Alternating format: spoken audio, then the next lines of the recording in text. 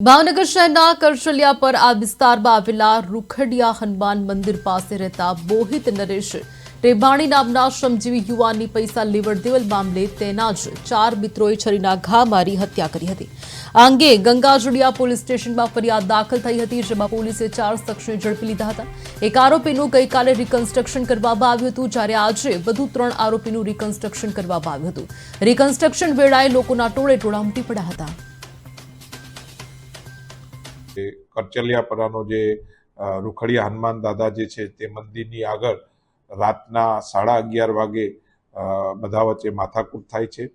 તેમાં તીક્ષ્ણ હથિયાર છરીના ઘા આ કામના જે ભોગ બનનારને પેટના ભાગે અને પગના ભાગે તીક્ષ્ણ હથિયારથી ઘા મારે છે।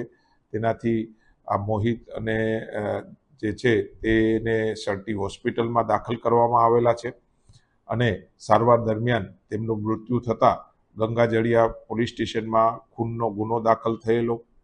આ કામે એક ટીમ બનાવી આ ચારેય આરોપીઓને વહેલી તકે જબ્બે કરવાની કામગીરી કરવામાં આવેલી અને ચારેય આરોપીને જબ્બે કરી લીધેલા છે અને તેને અટક કરી આજે નામદાર કોર્ટમાં રજૂ કરવામાં